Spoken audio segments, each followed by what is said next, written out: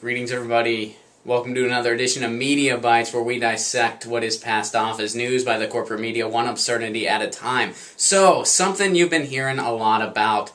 Switzerland, they rejected the minimum wage. That was the thing that happened, and everyone's talking about that now. Why are they talking about that so much? Well, because here in the United States, we're having our own problems with the minimum wage issue. We're talking about it. People are opposing it. Switzerland's usually a country that's fairly progressive, fairly left-leaning, so, well, they're rejecting the minimum wage too. Look at this. Of course, we should be rejecting it as well. Otherwise, we're just looking like crazy socialists, whatever.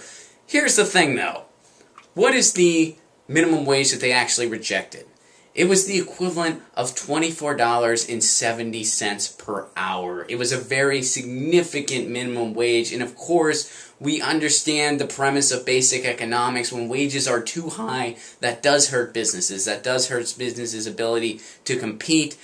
So maybe you're thinking, well, hey, wait, prices are way higher in Switzerland, so that's why wages are so high. So when you think about it that way, it was actually a reasonable minimum wage. Well, okay, if you factor in those prices, it was still the equivalent of about $14 an hour, which is still pretty significantly high. And here in the United States, what we're fighting for is only $10 an hour. And when you look at the minimum wage, Luxembourg's at about $10.66, France is $10.60, Australia's $10.21, Belgium's $9.77, Netherlands is $9.48. The U.S. wage is at about $7.11, and we're about 10th on the list of decent minimum wages in developed nations. So we're really not doing so good. So our minimum wage issue and the minimum wage issue that Switzerland just addressed are really apples and oranges. But of course the corporate media wants to paint this picture that, hey, even these progressive countries, they're not really doing the minimum wage thing, so we shouldn't be either. Even though in our situation, the minimum wage thing is just kind of a wage so that it's enough that somebody working 40 hours a week at that wage